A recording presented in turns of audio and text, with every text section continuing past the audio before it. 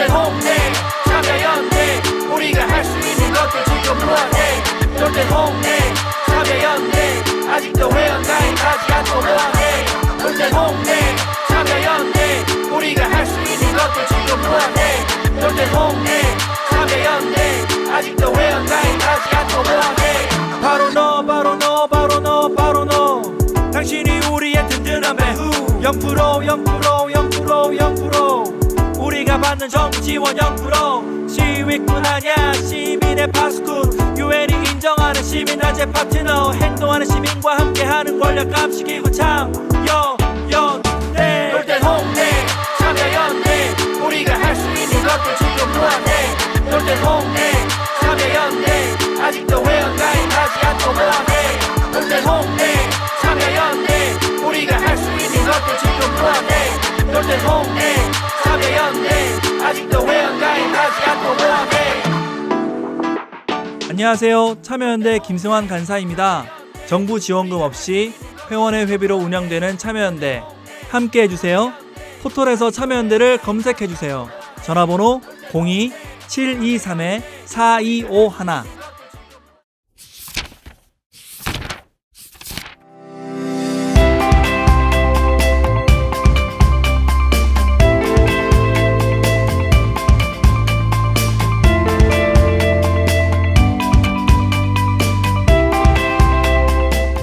머리는 시원하게 뚫어주고 가슴은 따뜻하게 데워주는 책 이야기 팟캐스트 책 사이다.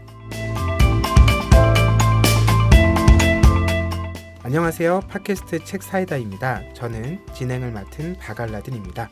오늘도 황주부님과 김느낌님 나와주셨습니다. 안녕하세요. 네, 안녕하세요. 안녕하세요. 반갑습니다. 네, 저희가 지난번에 이 삼시세끼 다이어트로 이야기를 나눴죠. 그렇죠. 네, 각자의 간증과 또 방법론까지. 네. 그렇지만 그 근저에는 다이어트를 좀 제대로 바라볼 이런 관점까지 함께 나눴던 시간이었는데요. 뭐 이후에 살 좀 빠지셨어요? 저는 요즘에 저는 그게 그날 그 체험이 너무 강렬했기 때문에 일단 살을 좀 빼야겠다라는 마음을 먹으면 네. 그 요즘에 또 이제 얼마 전에 건강 검진 했거든요. 건강 검진했는데 생각했던 것보다 뭐 좀 지방이 많은 걸로 나와서 그래서 이제 뭐 지방이 종류가 있잖아요. 중성 지방 뭐 이런 게 있잖아요. 근데 살을 좀 빼야 된다고 해서 요즘 좀 먹는 걸 줄이고 있습니다. 먹는 것만 줄이고 운동은 안 하시고요? 먹는 걸 줄이고 운동을 안 해도 금방 빠져요. 살이. 더 좋은 방법이 있어요. 어떤? 제가 지금 사실은 발가락 뼈가 부러져서 네. 한 달째 지금 기부스를 하고 있거든요. 네. 걱정이 움직이진 못하는데 또 잘 먹어야 되잖아요. 뼈가 붙어야 되니까. 그쵸, 그쵸. 네. 그래서 아이고 이러다가 또 살이 찌면 어쩌나 이런 걱정을 했는데 사실 2kg나 빠졌어요. 근데 그게 아무런 비결이 있는 게 아니라 바깥밥을 안 먹으니까. 그래서 이거 되게 놀랍다. 근데 그건 황주부님께서 이제 프리랜서시니까 네네네네. 집에 에어프라이어 없으시죠? 에어프라이어 있어요. 진짜요? 사용을 거의 안 하죠. 그렇죠. 그러니까 살이 빠지죠. 에어프라이어 있으면 그걸로 음식해 먹으면 너무 맛있어서 살이 찌나요? 에어프라이어는 튀김기잖아요. 네. 일종의. 네. 그렇기 때문에 에어프라이어를 이제 본격 가동을 하시면 바깥밥이랑 집밥이 차이가 없어집니다. 그렇군요. 네. 차이가 없어집니다. 그래서 그렇구나. 저희 지금 5리터짜리 에어프라이어가 있는데 이거 너무 작다. 와이프 목살 한번 구워줬더니 네. 이 사람이 너무 빠졌어요. 그래가지고 이거 너무 작다. 좀 큰 걸로 사야 되나 이런 생각하고 있는데 저는. 모든 사람들의 에어프라이어는 크면 클수록 좋다고 무조건 큰 거 사야 된다고. 네, 그렇죠. 다다익선입니다. 그렇게 얘기하더라고요. 작은 거나 적당한 거 샀다가는 며칠 작은 안에 거 후회한다. 그래서 안 쓰나 봐요. 한번 해보고 들어가는 게 없어서 뭘 여기다가 무슨 요리를 뭘 얼마나 해먹겠다고 이러면서 한 번 쓰고 그냥 안 쓰게 되더라고요. 그렇죠. 저는 에어프라이어를 지금처럼 유행하기 전에 그때 아마 제가 홈쇼핑에서 또 많이 하시죠. 아마 슈로물 샀나 하여튼 뭘 살 때 네. 에어프라이어를 껴줬어요. 껴줬어요. 근데 별로 그때는 쓸모 있다고 생각을 안 했고 집에서 요리를 잘 안 해먹으니까 이 싱크대 밑에다 넣어놓은 거예요. 근데 저희 집에 책이 워낙 많다 보니까 제가 싱크대 앞에도 상자를 이제 배치하기 시작했는데 네.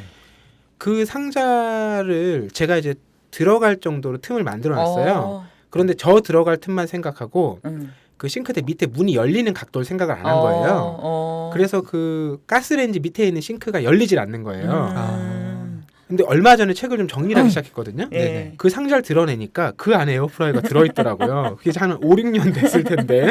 5, 6년 전 모델이면 뭐 그냥 머리 말리는 정도로 그렇죠. 네, 써야 되는. 네, 그래서 지금 버리기든 뭐하고 이걸 어떻게 해야 되나 한 번도 쓰지 않은 물건인데 네. 어쨌든 그런 또 발굴을 한 사례가 있었습니다. 아무튼 다이어트에 적은 이제 에어프라이어인 걸로. 그렇군요. 일단 먹는 거 줄이려면 에어프라이어는 뭐 누굴 주든지 뭐 해야 됩니다. 이 기계가 네.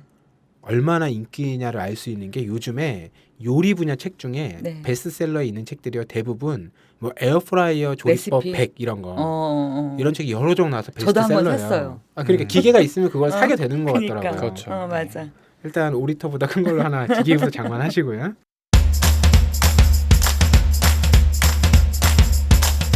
오늘은 후다닥 1쇄로 진행하는 날이죠. 네. 저희가 지난번에 진행했던 책 뭔지 기억하십니까? 후다닥 일세요? 네. 뭐였지? 저번에 뭐였을까요? 그거였어요. 그거. 뭐지? 나와 뭐야? 타자들은 아니 그 그거 그 전전이죠. 전이고 나와 타자들은 그 전이고 네. 저번 거는 거짓말 읽는 법. 맞다. 거짓말 읽는 법인데 저희가 다 그걸 속아가지고 네, 했는데 좋았던 그런 책이었죠. 그렇습니다. 오늘 제가 가져온 후다닥 1쇄 후보가 3권이었죠. 네, 그렇죠. 제가 후보로 올렸던 책들이 이런 겁니다. 첫 번째는 이종철 작가의 까대기라는 만화인데 이 작가가 쓴 픽션이긴 하지만 이제 자기 경험을 바탕으로 쓴 거죠. 이 작가가 한 6년 동안 5개 택배 업체에서 까대기 알바를 합니다. 근데 까대기라는 게 택배 상하차. 네. 그러니까 그 물류센터에 택배 물량들이 쭉 들어올 거잖아요. 꽉 차서. 네. 그럼 일단 그거를 레일에 내려서 분류해야겠죠. 그렇죠. 분류한 다음에 다시 각 이 화물차마다 실어서 네. 이제 배달하러 나가는 거거든요. 네. 그 내리는 일을 까대기라고 합니다. 이게 굉장히 고대돼요. 그래서 알바가 오면 그날 그만두는 사람이 절반 이상이래요. 그날을 못 채우고. 네, 이거 아니다 싶은 거죠. 그리고 그게 또 물류센터니까 대부분 한 대 있잖아요. 그렇죠. 네. 여름에는 덥고 겨울에는 몸은 땀이 나는데 음. 손 발끝은 얼고 뭐 이런 이제 힘든 일인 거죠. 택배 이제 많이 시켜보신 분들은 이제 옥천 뭐 그쵸, 옥천 그쵸. TM 뭐 이런 거 이제 보셨을 거예요. 배송에서 어디에 있다. 그래서 이제 옥천이 모든 택배가 좀 모이는 약간 그런 곳인데 거기 이제 옥천 수용소라고 알바들이 이제 그래요. 그렇게도 얘기하는군요. 그렇죠. 그래서 그런 택배 시스템을 우리에게 알려주기도 하면서 이제 그곳의 노동의 현장 이야기들을 전해주는 책이었고요. 두 번째 책은 그리고 나는 스토아주의자가 되었다라는 책인데 부제가 그 책의 분위기를 좀 더 잘 전달해줘요. 성격 급한 뉴요커 고대 철학의 지혜를 만나다. 그러니까 이게 스토아주의자 하면 우리는 딱 고등학교 때 윤리 시간에 배웠던 거 기억나지 않습니까? 금욕철제. 그렇죠. 뭐 아파데이아 뭐 이런 거 있잖아요. 일단 근데 저는 뉴요커에서 확 반감이. 왜요? 저는 뉴욕에 안 가봤는데. 황주분이 가보셨어요? 저도 안 가봤어요. 그래서 이걸 안 골랐나요, 아무도? 뉴요커 다가오지 않는데. 그런 이유가 있었구나. 네. 이게 되게 재미난 책인데 읽고 싶어지긴 해요. 네, 그러니까 이 저자도 네. 철학 박사인데 네. 이 책에 나오는 이제 그 주인공인 인물이 이 에픽테토스라는 이제 고대 철학자를 실제로 네. 만나서 네. 이제 오늘날 살아가기 너무 힘든데 이제 어떻게 사는 게 좋겠습니까? 이런 얘기들을 서로 나누면서 그 사람이 하는 얘기 중에 이제 헛소리도 있을 것이고 네가 뉴욕에 안 살아봐서 그렇다. 그렇지. 이런 얘기부터 쭉 나누면서 이제 흥미롭게 그 풀어내는 책인데 그러면서 이제 우리가 스토아주의자 하면 딱 떠올리는 절제 이런 것들이 좀 잘못된 이제 이해에서 비롯된 부분도 있다 이런 얘기도 함께 전달해주는 얘기죠. 그리고 마지막으로 올렸던 책이 사랑의 이해. 네. 이혁진 작가의 장편 소설인데 이혁진 작가는 한 3년 전이었나요? 한겨레 문학상 네. 누운 배 맞나요? 누운 배죠. 네, 누운 배라는 책으로 한겨레 문학상을 수상하면서 이제 데뷔를 하셨는데 이번에 새로운 장편을 펴내셨어요. 이 책은 이렇게 얘기하면 큰 오해의 여지가 있지만 호기심을 불러일으키기 위해서 사내 연애를 다룬 책이고요. 아 그렇죠. 그렇죠. 그리고 4명의 이제 남녀가 나오는데 물고 물리는 이제 관계. 그러니까 이렇게 뭐 사각은 아닌데 네. 이렇게 A가 B를 좋아하는데 B는 C를 좋아하고 이런 식으로 이제 물고 물리는 관계로 이어지는 책인데 이 이해가 이제 중요하죠. 그렇죠. 예, 우리가 이런 사랑을 이해하려고 하지만 그 사랑은 이해 관계 속에 있다. 뭐 이런 이제 맥락에서 그래서 표지에 보면 이해 옆에 한자로 2개가 써 있어요. 잘 안 네. 보이게. 네. 예, 의도했겠죠. 작고 안 보이게.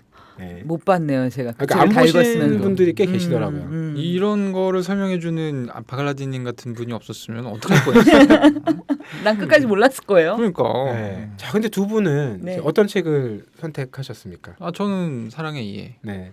저는 처음에는 스토아주의자를 선택했다가 사랑의 이해로 넘어왔어요. 왜 사랑의 이해가 당기셨어요?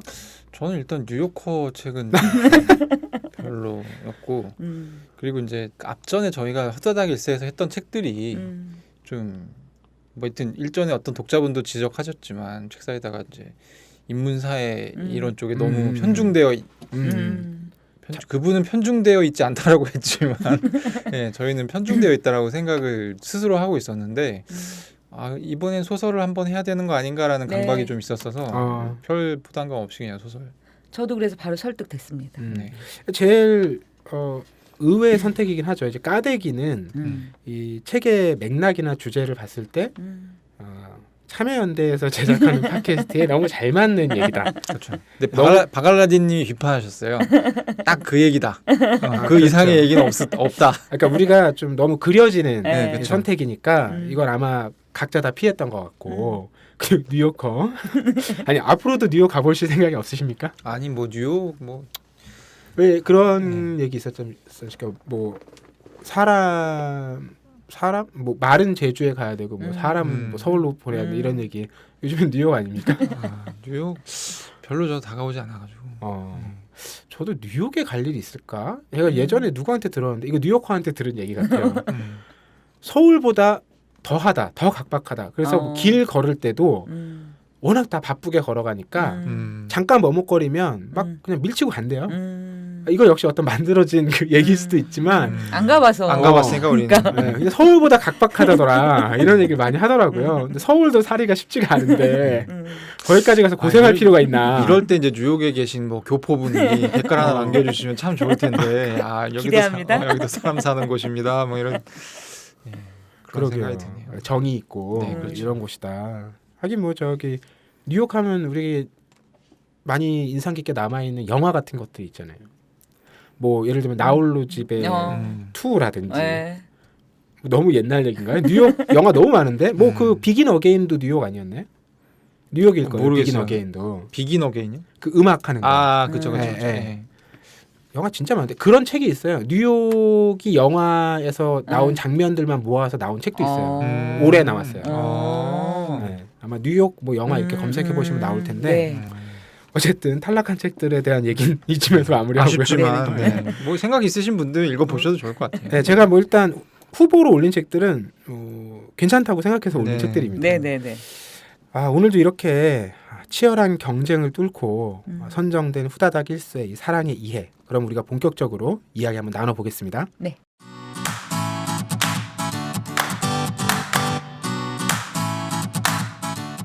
참여연대가 제작하는 책 이야기 팟캐스트 책사이다와 국내 유일의 아시아 전문 팟캐스트 아시아팟. 매주 목요일에 번갈아 찾아갑니다. 정부 지원금 없이 회원의 회비로 운영되는 참여연대입니다. 청취자 여러분, 참여연대 회원이 되어주세요. 포털 사이트에서 참여연대를 검색하시거나 참여연대로 전화 주시면 됩니다. 전화번호 02-723-4251입니다. 자, 저희가 빨리 일세가 소진되길 바라는 마음에서 이야기 나누는 책이죠. 후다닥 일세. 네. 오늘은 민음사에서 나온 이혁진 작가의 장편 소설 사랑의 이해로 이야기 나눠볼 텐데요. 저희 셋 중에 가장 이 작품에 푹 빠져서 읽으신 분이 황주부님이신 것 같아요. 네. 그래서 이 사랑의 이해 어떤 네. 작품인지 일단 푹 빠져서 읽었다면 제가 울다가 웃다가 뭐 이랬다는 거로 제가 그러니까요. 저희가 메말라서 그런가요? 그런 것 같아요. 네. 아, 저는 원래 잘 울어요. 이 책은 젊은 친구들의 연애를 다루고 있어요. 사내 커플이고요. 한 은행을 배경으로 있습니다. 근데 아까 이제 이해가 두 가지 중의적인 말씀이 있다고 했잖아요. 네. 여기 이제 두 커플이 한 커플은요 비정규직 커플이에요. 한 명은 그렇죠. 정규직이고 한 명은 정규직. 아니, 둘 다 아니죠. 비정규직. 그러니까 둘 다 비정규직인 커플과 어. 둘 다 정규직인 커플이 나와요. 그렇죠, 그렇죠. 아 그렇게 되죠 결국. 네. 아니요, 그렇죠. 처음에는 아니 다시. 이 네 명이랑 헷갈리는 거구나. 아니. 잠깐만. 자 4명인데 잠깐만. 그 둘은 처음에 이제 그 누구야? 처음에 수영이도 비정규직이야. 네, 텔러. 수영이와 그러니까 처음에는 동현이도 처음에 상수랑 수영이가 썸이 아니 있다가. 아니 썸이지 그거는. 네. 연애. 아 연애가 아니고. 연애가 아니고. 그래서 그건 저희가 이게 네. 지금 뭔가 시작부터 삐끄덕거린 게 네. 썸이냐 연애냐에 아, 대해서 그렇죠. 서로 이제 입장 차이가 있었어요. 네. 다시 정리를 하고 네. 자 그럼 다시 설명 부탁드릴게요. 여긴 두 커플과 네 명의 주요 등장인물이 네. 네. 등장합니다. 한 커플은 비정규직 커플이에요. 그렇죠. 커플은 연애를 한다는 얘기입니다. 썸이 아니고. 네. 그래서 이제 수영이라는 텔러죠. 네. 상품을 파는 거예요. 네. 정직원이 아니지만. 비정규직 텔러. 그렇죠. 비정규직 텔러와 청원 경찰인. 아, 이 사람은 계약직. 네, 그렇죠. 그렇죠. 그래서 이 둘은 둘 다 공통점은 외모가 빼어나요. 그렇죠. 여성도 남성도. 그래서 누구나 한번 이렇게 표현하면 뭐하지만 찔러보고 싶은 감이에요. 실제로 찔러보기도 하고요. 그렇죠. 음. 네. 이 커플의 연애가 한편으로 그려지고요. 또 한편은 정규직 커플입니다. 대학을 졸업하고 먼저 들어온 미경이라는 아주 똘똘한 사원하고요. 그다음에 이제 상수라고 상수 맞죠? 네. 이제 오히려 이제 같은 학교 선배지만 군대랑 이런 걸 마치고 들어와서 후임으로 들어왔지만 이제 같이 근무하게 되는 이 정규직 커플인데요. 이 안에 갈라진 관계가 나와요. 상수가 원래는 수영이랑 썸을 타는 관계였어요. 그렇죠. 근데 사실 뭐냐면 여기에는 이해 관계가 있는 거예요. 나는 정규직이고 이 친구는 수영이는 비정규직이죠. 아 그러니까 네. 만약에 연애 이상의 어떤 결혼까지 가게 됐을 때 네. 조건상 내가 손해다? 그러니까 조건상 손해다는 것에 좀 더 뼈 아픈 이유가 있어요. 자기가 딱 지금 내 삶의 성적표 그리고 내가 딱 내세울 수 있는 게 딱 두 가지가 대학교 졸업장과 지금 정규직이에요. 근데 그녀한테는 이 두 가지가 없는 거예요. 아. 그랬을 때 그게 이게 과연 될까? 그래서 처음에 너무 버거워요. 그녀한테 내가 뭐라고 말하면 이렇게 말하면 의시되는 걸까? 저렇게 말하면 너무 비굴하게 보일까? 뭔가 적정한 선이 찾아지지 않아서 되게 힘들어해요. 그녀에게 다가가는 걸. 그러다 결국은 그녀를 놓치고 그녀는 종현이라는 더 어리고 너무 잘생기고 근사하고 건실한 청년과 연애에 빠지는 거죠. 여기서 재밌는 게 수영은 생각도 안 해요. 상수와의 연애를. 응, 그치. 근데 이 남자가 그냥 지레짐작 하는 거야. 이게 웃긴 놈이. 약간 그런 되게 웃긴. 수영이라는 그 이 등장인물의 외모가 굉장히 빼어난 것으로 이제 묘사가 되는데 그래서 이제 인기도 굉장히 많고 그래서 이제 이 결국에는 이제 두 그 연하남인 종현하고 이제 연애를 시작하게 되죠. 그리고 이제 또 한 커플이 미경과 상수 커플인데요. 네. 이제 미경과 상수가 우연히 같이 한 팀으로 일을 하게 돼요. 그런데 이 상수는 보통 남자예요. 그야말로 상수. 어디나 존재하는 성이 하씨예요. 하상수. 하상수. 그냥 보통 남자인데 이제 그녀가 하상수에게 매력을 느끼게 돼요. 왜냐면 보통 남자이기 때문에 너무 나대지도 않고 약간 한 발 떨어져서 그녀를 이제 약간 위해주면서 배려해주는데 매력을 느껴요. 근데 이제 이 커플들의 가장 중요하면서도 되게 슬픈 게 어떤 거냐면 비정규직 커플은요 사랑만 하는데도 너무 버거워요. 삶이. 사랑하는데 생존해야 되고 사랑하는데 뭔가 내 현실을 돌파하기 위해서 시험도 봐야 되고 뭐도 해야 되는데 그 사랑만 하는 이 사랑을 지키기가 너무 어려운 거예요. 그 또 한 커플인 미경과 상수는요. 미경이가 상수보다 조건이 좋아요. 아버지가 뭐 대기업 보고. 그쵸. 그래서 상수는 남들이 말하는 그냥 흔한 행복의 풍경이 그냥 미경이한테 자기가 딱 얹히면 되는 거예요. 그럼 그 모습이 남들이 다 나는 다 달라. 난 개성 있어. 난 이런 꿈을 꿨어. 그래도 모두가 생각하는 행복은 다 똑같더라는 거예요. 토끼 같은 뭐 어떤 집, 어떤 차. 그럼 그 행복이란 모습에 딱 내가 들어가기만 하면 미경이 플러스 나만 되면 그게 완성이 되는데 근데 그게 쉽지가 않아요. 왜냐면 자꾸 마음은 수영이한테로 가고 이 미경이가 또 버거운 거예요. 다른 의미로. 이렇게 소설이 진행이 됩니다. 네, 이제 이 소설의 어떤 큰 그림, 네. 인물 사이의 관계도 네. 이런 것들은 정리가 됐는데 네. 뭐 그냥 그렇게 미니 시리즈처럼 쭉 가는 건가요? 몇 부작 정도로 구성되는 얘기인가요? 이거는 몇 부작이라고 그래야 되나? 한 8부작? 요즘으로 하면 16부작이겠네요. 중간에 끊어주니까요. 그렇죠. 굉장히 짧은 어떻게 성공을 뭘 기준으로 해야 되는지도 참 이상하긴 한데 이 얘기부터 해보면 좋을 것 같아요. 우리가 이제 이해를 두 가지 얘기로 네. 했잖아요. 네. 그러니까 이 사람들이 특히 이제 상수 같은 경우가 네. 내가 내 삶에서 이루어 놓은 것, 음흠. 자기가 어쨌든 애써서 일구은 거잖아요. 음. 즉, 그것에 어떤 합당한 혹은 본인이 아쉬움이 없는 이런 조건들을 빗대 보면서 상대를 고르는 일. 이제 이게 아주 예전에는 뭐 좀 치사한 일처럼 여겨지기도 했으나 네. 지금은 이걸 가지고 그런 식으로 얘기하는 사람은 또 별로 없단 말이죠. 그렇죠. 이거 좀 달라진 풍경인 것 같은데. 그럴 때 가장 강력한 그냥 진리처럼 떠도는 얘기가 결혼은 현실이다라는 얘기죠. 결혼은 현실이다라고 딱 얘기하는 순간 딱 그 얘기가 전혀 비굴하지 않고 너무 당연하게 따져야 하는 것처럼 인식이 되죠. 잘 모르겠어요. 연애, 결혼 다 제가 뭐 크게 관심도 없고 잘 알지도 못하는 주제다 보니까 왜 이걸 고르셨는지 두 분이. 저는 이제 사랑의 이제 사랑의 끝은 뭐냐? 저는 성장인 것 네? 같아요. 갑자기 성장. 오늘 그래서 이게 뭐 결말을 자세하게 얘기를 할 수는 없지만 네. 모든 주인공 이게 등장 인물들이 다 성장을 합니다. 이 소설의 끝에. 그러니까 그 성장이라는 게 어떤 뭐 나를 발견한다. 뭐 이런 의미의 성장일까요? 아니면 사랑의 어떤 본질 이런 것들을 좀 깨닫는다? 삶에는 정답이 없다는 성장. 삶에는 정답이 없다. 자, 그러니까 저는 이제 불과 이제 어젯밤에 네, 이 책을 따끈하게 읽었는데 네. 읽고 나서 좀 짜증이 났어요. 왜요? 예? 왜요? 이 책이 저희 20대의 한 조각을 소환했어요. 많은 장면 그래요. 예. 그래서 그때 생각나고 되게 짜증이 났고 그 일전에도 한번 말씀드렸지만 저는 소설을 보고 애진간에서는 재밌다는 느낌을 잘 못 받아요. 네네. 예, 그래서 제가 재밌다고 하면 정말 재밌는 거. 그거는 다른 사람들이 다 좋아하는 약간 그런 네. 건데 이 책은 딱히 재밌다라는 소설, 그러니까 이 책이 그냥 제 기준에서 굉장히 잘 쓴 소설은 아닌 것 같아요. 그러니까 소설적으로 봤을 때 허점이 많아요. 근데 재료가 너무 좋아. 그래서 제 생각에 이 책은 29에서 39 사이는 그냥 읽으면 됩니다. 매우 구체적으로. 그냥 실패하지 않는 책이에요. 2939. 네.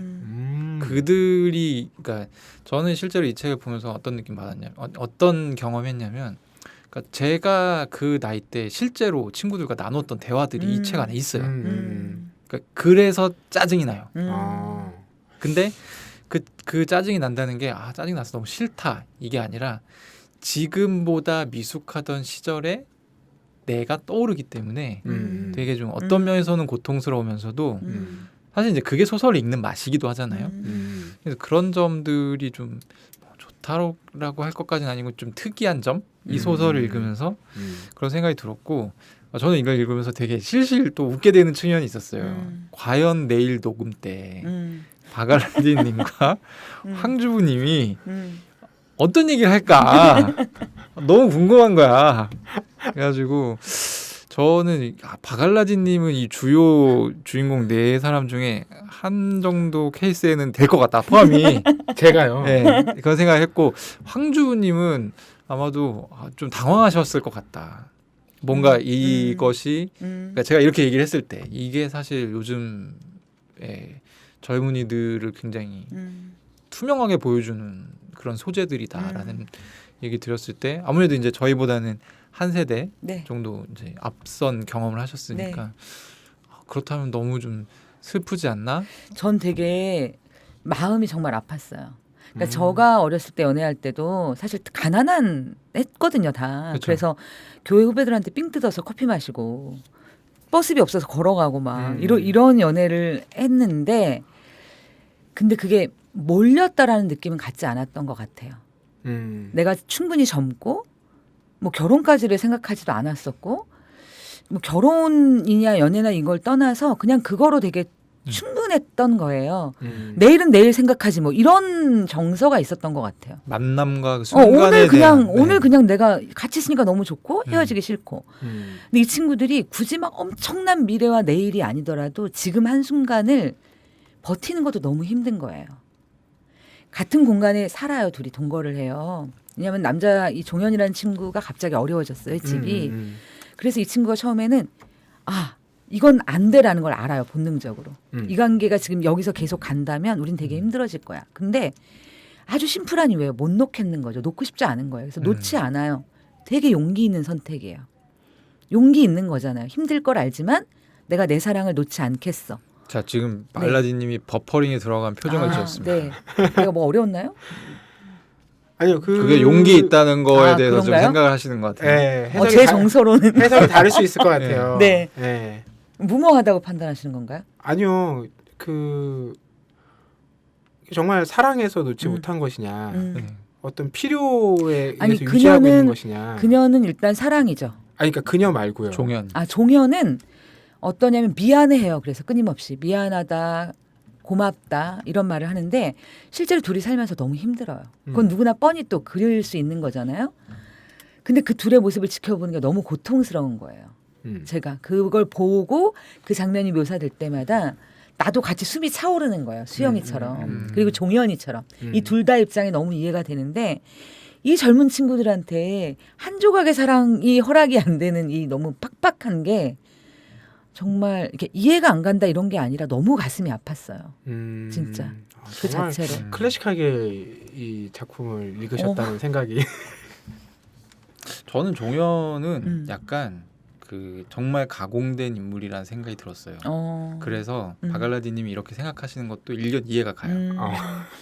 왜냐하면 이 캐릭터가 구체적이지 않아요. 네, 약간 표면적인 측면이 좀 있고 그래서 어떻게 보면은 그 바갈라디님 해석이 맞는 걸 수도 있죠. 예, 캐릭터가 분명하지 않기 때문에 벌어지는 일이고 저는 이 작가가 제일 좀 뭐라 그래야 돼. 그러니까 이 작가의 실제 모델이거나 아니면 곁에 있을 것 같은 사람이 이제 상수라고 보는데 네. 예. 상수라는 인물에 대한 묘사가 굉장히 구체적이에요. 네. 상수라는 인물에 대한 묘사는 저는 마음에 들어요. 마음에 들고 어떤 부분이 특히 마음에 들었냐면 그러니까 이 친구가 사실은 사실 이제 저도 그런 얘기를 주변에서 하는 걸 들었고 와이프를 잘 만나야 팔자를 고칠 수 있다.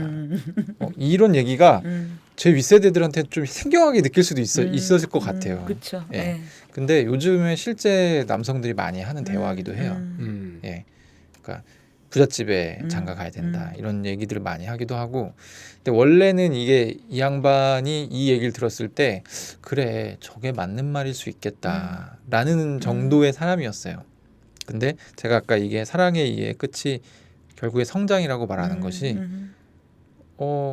이 사람이 이제 거기서 뭔가 출구를 뚫어냅니다 스스로. 상수가. 네, 상수가. 그래서 이제 그런 부분들을 보는 재미가 있고 근데 또 이제 여기 등장하는 전 자세히 이 책에 대한 읽으실 분이 있을 것 같아서 얘기를 하고 싶진 않은데 이 책에는 상수하고 다 정반대의 선택을 하는 사람들도 등장을 해요. 네, 그러니까 다양한 그러니까 정답이 뭐다 이런 얘기라기보다는 그냥 다양한 이제 삶을 살아가는 사람들을 좀 동시에 담으려고 했던 그런 시선들이 좀 느껴져서 저는 좋았어요. 또 하나 이 얘기도 해보죠. 어떤 얘기요? 사실 이 소설에서 아주 핵심적인 맥락은 아니기도 한데 기본 설정이 사내 네네네. 연애잖아요. 저 손 들었어요. 제가 남편과 사내 연애로 결혼했습니다. 그래요? 네. 사내 연애 신고하고 결혼하셨나요? 당연하죠. 아니, 처음에는 저는 그게 너무 황당했어요. 왜요? 이게 사내 연애를 하잖아요. 정규직 두 명이. 네. 지점장한테 가서 저희 연애합니다. 손잡고 가서. 손잡고 가서 얘기를 해요. 저는 이건 처음 봤어요. 왜죠? 뭐 부서 간 이해관계 이런 게 있어서 그런가? 뭐 왜? 아니 위험하잖아요. 그렇지 않나요? 아 조직 관리의 차원에서요? 뭐 헤어질 어쨌든 수도 있고 이러니까? 회사라는 그 공간이 사적 감정이 회사 네. 일에 영향을 네. 미칠 수 있으니까. 아이 쪼잔하다. 아니 그게 저는 그래서 네. 이거는 비정규직과 정규직의 차이를 극명하게 드러내 보여주기 위한 어떤 장치다. 아, 소설에서. 네. 네. 왜냐하면 비정규직은 계속 그쵸. 아니라고 부인을 그렇죠, 하거든요. 맞아요. 야 너 뭐 저 남자랑 뭐 좀 썸씽 있는 거 아니야? 뭐 약간 이런 식으로 이제 술자리에서 물어봐요. 그 네네. 예쁜 수영에게 그 남자 직원들이 정규직 직원들이 그런데 이제 수영이 이제 부인을 하죠. 거기서. 근데 얘네는 사귀자마자 가서 지점장한테 신고하는 걸 보면서 되게 뭐지? 약간 이랬는데 그게 실제로 그런 일이 있기도 하군요. 아니 그 지금 갑자기 황주부님의 논픽션을 얘기하려다가 갑자기 또 픽션으로 돌아와가지고 잠깐만 황주부님. 네. 사내 연애로 시작했는데요. 결혼했죠. 아니 그러니까 동거도 하고. 처음에는 네. 뭐 굳이 알릴 필요도 없으니까 두 분이 그냥 그냥 알릴 필요가 없다기보다 저는 원래 제 감정을 못 숨겨요. 그럼 그냥 그게 사무실에서도 무슨 그러니까 저분도 그래서 정말 우리가 저분을 어떤 저기 일반적인 저걸로 생각하면 안 돼요. 저분도 되게 특이하신 분이에요. 아니 근데 제가 정말 충격을 받았던 건 딴 게 아니라 제가 이제 학원에서 근무를 했는데 네. 남편이랑 같은 학원에서 네. 그때 제 나이가 35이었어요. 34살에 연애를 했어요. 네네. 근데 이제 애들이 다 아는 거예요. 둘이 사귀는 거를. 어. 그리고 뭐라고 딱 하냐면 중년의 연애? 딱 이러는 거예요. 내가 그때 너무 충격을 받아가지고 아니 저는 그걸 중년이라는 표현을 세상에 태어나서 처음 들어본 데다가 거기에 사랑이란 말이 붙으니까 너무 비현실적이고 이게 내 얘기를 하는 것인지 그래서 그런 장면이 되게 기억에 남고요. 사내 연애도 되게 좋은 게 많아요. 장점이요? 사내 연애의 장점이 되게 장점? 많았던 것 같아요. 뭐 네. 장단이 그 장점이란 건 좋을 땐 장점이겠지만 네. 안 좋을 땐 안 바로 좋을 땐 단점이 되는 거 단점이 아닙니까? 그럴 수 있겠죠. 장점은 뭐 같이 자주 볼 수 있고 서로의 많은 것들 뭐 일상부터 여러 가지 상황들을 더 이해할 수 있는 건데 네. 단점은 뭐 이제 또 너무 자주 계속 보니까 지겨울 수도 있고 신선함과 또 호기심 이런 게 떨어질 수도 있고 또 굳이 몰라도 되는 부분들이 사실 있잖아요. 사람과의 관계에서. 네네네네. 그런데 그런 걸 또 알게 되는 부분들도 있으니까. 네. 뭐 예를 들어서 내 그 연인이 네. 상사한테 뭔가 막 지금 혼났다. 뭐 굳이 사실 몰라도 되는데 네. 아는 순간 뭔가 내 입장에서는 이걸 어떻게 배려해야 되나 또 살펴야 되나 이런 고민을 또 하게 되는 거잖아요. 그렇죠, 그렇죠. 그런 어려움도 있을 텐데 어떤 점들이 장점이었나요? 너무 오래전 일이죠. 근데 사실 제가 이제 연애하고 결혼까지가 그렇게 멀지 않아요. 멀지 않아서 사실 그 순간이 다 기억이 나진 않는데 그래서 그 순간이 그냥 다 빛났다라는 것만 기억이 나요. 너무 좋았어요. 빛났다. 그러니까 이 소설을 읽으면서 울면서 웃으면서 하실 수밖에 없는 이유가 있네. 그러기도 했고 저는 소설에서요 그런 걸 되게 많이 봤는데 이게 이해관계라고 하지만 사랑의 본질은 어쩔 수 없음에 있는 것 같아요. 맞아요. 그렇죠. 그러니까 출발은 그렇죠. 그렇잖아요. 근데 이제 이게 이해관계 우리가 이제 어떻게 보면 요즘 세대라고 표현한 어쨌든 이 세대 사람들은 이해관계로부터 출발해서 어떻게 보면 진짜 이해로 나아간 것 같아요. 근데 사랑의 본질이 어쩔 수 없음. 그 어쩔 수 없음 때문에 난감하고 혹은 수치스럽고 내가 아닌 것 같고 이런 순간을 되게 많이 경험하게 되잖아요. 그리고 이제 그 감정들이 막 떠오르니까 그게 미치도록 이렇게 막 아프기도 하고 옛날 일이지만 그리고 그랬던 감정 때문에 저는 되게 이 책이 되게 좋았고 여전히 사랑은 우리가 뭐 사랑은 필요 없어 뭐 사치야 뭐 어때 이렇게 막 말을 하지만 결국은 그 어쩔 수 없음 때문에 우리가 사랑 앞에 가서 서게 되는 건 아닌가 그런 생각을 많이 하게 되더라고요. 저도 그 말씀엔 뭐 100% 동의합니다. 어쩔 수 없는 빠질 때는 이제 다 그렇게 시작하죠. 내가 사랑해야지 이러고 사랑할 수는 없는 노릇이잖아요. 네. 사랑은 다 어쩔 수 없음으로 시작이 되는데 이제 중요한 건 결혼, 생활 이런 것들은 우리가 조금 전에 얘기했던 사랑이 아니고서도 선택할 수 있고 삶이 그렇잖아요. 그쵸. 꼭 그것이 사랑이 전제돼야 되는 것만도 아니 네. 상황들이니까 그런 맥락도 분명히 있는 거잖아요. 네. 뭐 그런 생각이 듭니다. 저는 약간 네. 어쩔 수 없음도 사랑의 본질인데 음. 이 책의 말미에 가면 음. 스토리가 어쩔 수 없음으로 진행되지는 않는 것 같아요. 그래서 그 뭐라 해야 돼 이들이 성장하는 단계는 어떤 그런 정해진 것이 없는 무정형의 그러니까 이를테면 보통 뭐 한 20살짜리 친구한테 물어보면 양다리는 좋은 거야 나쁜 거야 물어보면 나쁜 거야라는 답이 나올 가능성이 크죠. 그렇죠. 아무래도.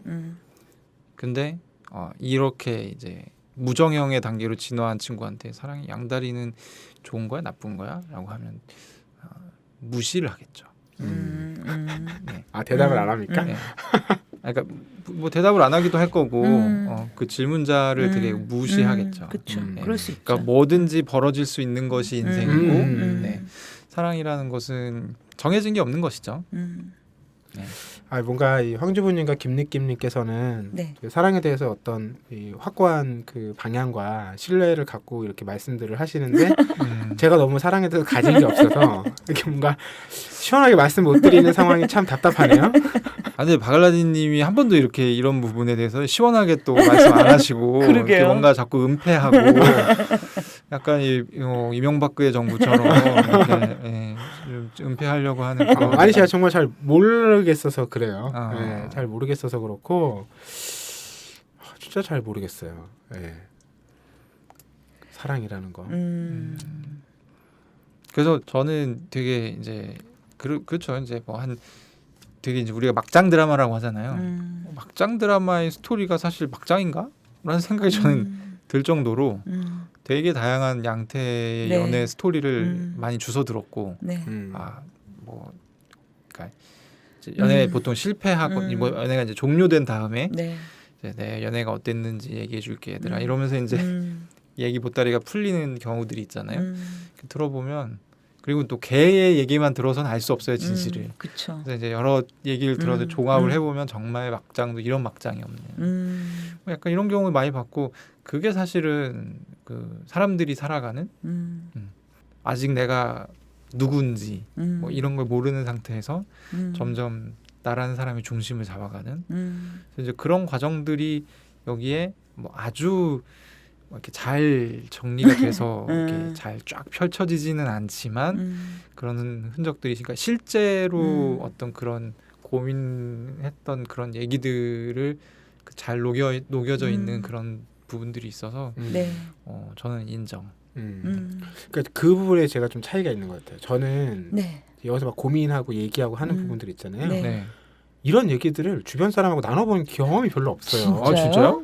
그래서 뭐, 예. 그래서 너무 그냥 신기하다. 그 드라마나 네. 이런 이야기에서 보던 혹은 누군가의 사연이라고 이제 얘기되는 것들에서 발씀직한 얘기들이지 여전히 픽션처럼 거리감이 있었던 거예요. 이걸 뭐 정말 이걸 이렇게 굳이 얘기하고 막 이렇게 고민하고 하나 이런 이제 생각이 드는 거예요. 이제 거기서 어떤 건널 수 없는 이제 강이 있었던 거죠. 그래서 지금 계속 두 분이 막 계속 그런 얘기를 하시는데도 그 부분이 잘 계속 돌려 보는데도 아무래도 없어. 저는 그런 얘기들을 아마 사람들이 저한테 그런 얘기 해봤자 별로 좋은 얘기를 못 들을 거라 생각했나 보죠. 잘 안 했던 것 같아요. 저도 뭔가 그런 연애나 사랑에 대해서 다른 사람하고 뭔가 이렇게 막 내 고민을 털어놓는다든지 아니면 뭐 이렇게 어려움을 토로한다든지 사실 이랬던 적이 없는 것 같고 보통 그렇게 알게 되죠. 저한테도 그렇게 와서 털어놓은 적은 없고 갑자기 와서 돈을 빌려갑니다. 네? 왜? 아 진짜요? 네. 남자애가 음. 와서 야, 10만 원만 빌려줘요. 근데 조금 또 있다가 며칠 있다가 와서 한 5만 원만 또 빌려달라고 그래요. 그럼 물어보죠. 왜 그래? 그럼 이제 얘기가 시작되는데 보통은 뭐 여자친구를 하나 생겼는데 얘가 좀 잘 산다. 얘한테 선물을 받았는데 이 책에도 비슷한 스토리 나와요. 네네. 알고 보니까 되게 비싼 거다. 근데 제 친구는 그래도 좀 괜찮은 애죠. 거기서 이제 뭔가 이 균형을 맞춰주려고 한다는 것 자체가. 그래서 야, 그럼 너 이거 할 수 있겠어?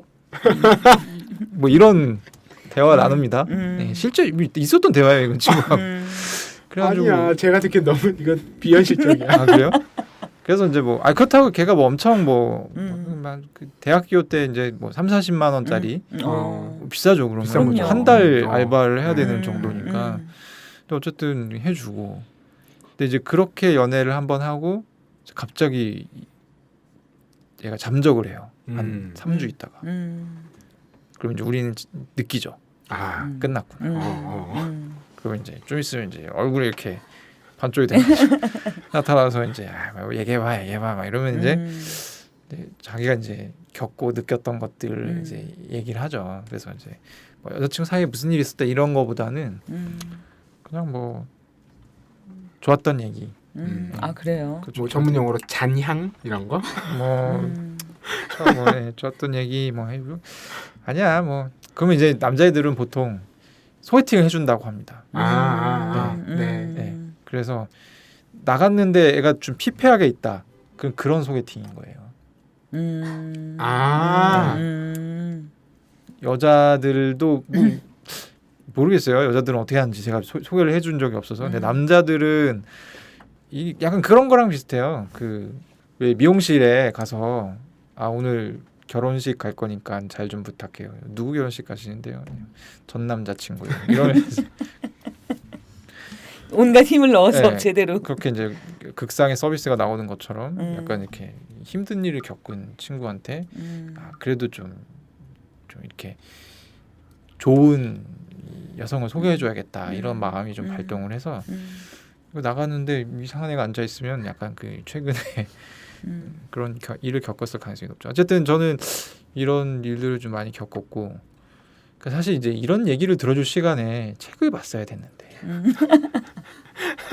너무 아쉬워요. 얼마 전에 시력 검사했는데 또 시력이 나빠졌더라고요.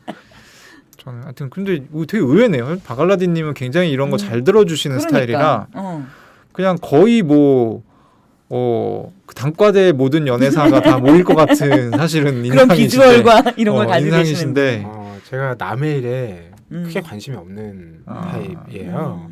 그래서 회사에서도 뭐 사람들이 뭐 이런저런 서로의 뒷담화도 하고 자기의 어려움도 하소연하고 이렇게 얘기들을 하잖아요. 근데 어떤 얘기가 저한테까지 온다고 하면 다 아는 거지. 다 아는구나. 그러면 다 아는 얘기기도 하고 일단 이 얘기는 본인이 맞아. 제대로 한 것이다. 어떤 응대라든지 내 감정 상태가 잘못된 것이 아니다. 그러니까 박태근 씨도 이쯤 되는 이야기에는 이제 동의해 줄 것이다. 그러니까 제가 이렇게 막 리트머스 시험 직원이요. 온정적으로 들어주지 않는 편이거든요. 뭐 얘기를 하면 상대도 뭐 이런 상황이 있자. 그러니까 약간 몸에 그런 그 왜 황희정선 같은 거 있잖아요. 그렇죠. 또 유학을 전공했다 보니까 이런 게 좀 몸에 배 있나 봐요. 중용의 적 이런 거에. 네. 그래서 한 사람이 어쨌든 일방적인 얘기랑 한 사람의 얘기니까 늘 저는 다른 사람이 그러면 사실 그 사람은 뭐 그런 얘기를 듣고자 하는 게 아니잖아요. 내 편에 들어주면 고개를 끄덕여주길 바란 것인데 갑자기 이렇게 약간의 설교처럼 이렇게 얘기가 돼버리니까 굉장히 귀중한 친구네요. 제 딸 주변에도 이런 친구가 하나 있어야 될 텐데. 그러니까 어떤 일에도 이렇게 중립적인 시선으로 해주는 친구 필요하죠.